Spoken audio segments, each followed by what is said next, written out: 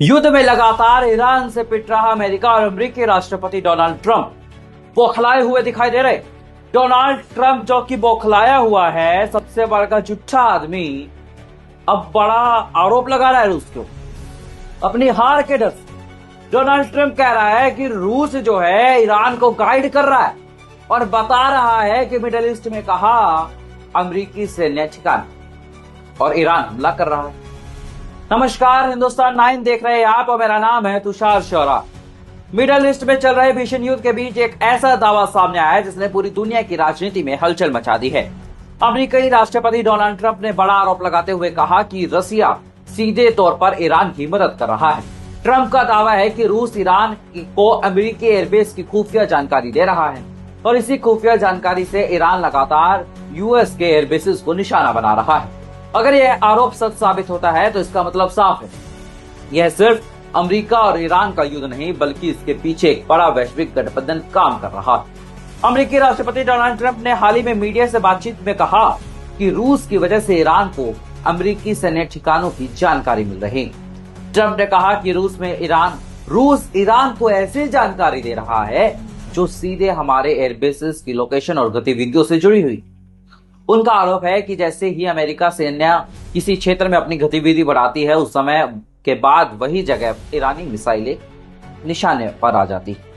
यानी ट्रंप के मुताबिक यह महज संयोग नहीं बल्कि एक बड़ी रणनीति का हिस्सा है। पिछले कुछ दिनों में ईरान में कई बार अमेरिकी ठिकानों और सहयोगी देशों के सैन्य ठिकानों को निशाना बनाया गया है।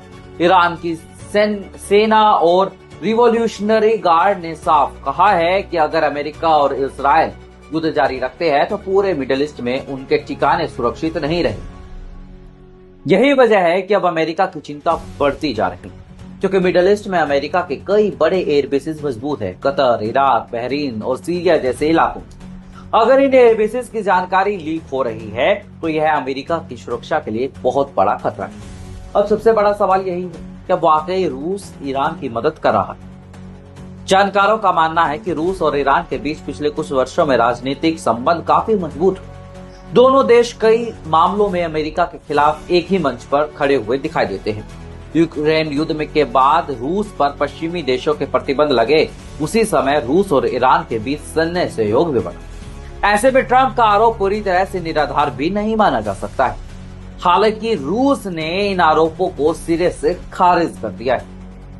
इस पूरे संघर्ष में इजराइल भी अहम भूमिका निभा रहा है। इजराइल लंबे समय से ईरान को अपना सबसे बड़ा दुश्मन मानता है। इजराइल का कहना है कि अगर ईरान को नहीं रोका गया तो वो पूरे मिडिल ईस्ट में अपनी सैन्य ताकत बढ़ा देगा।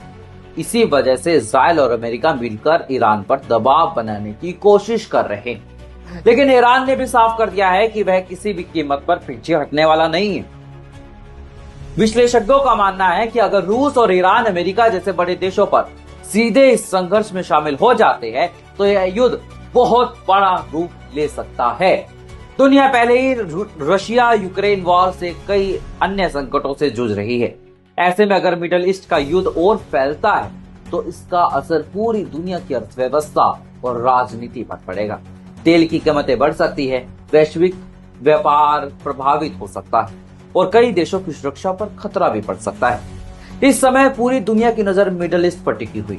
कई देश इस युद्ध को रोकने की अपील कर रहे हैं, लेकिन जिस तरीके से बयानबाजी तेज हो रही, आरोप प्रत्यारोप का दौर चल रहा है, उससे हालात और गंभीर होते हुए नजर आ रहे हैं।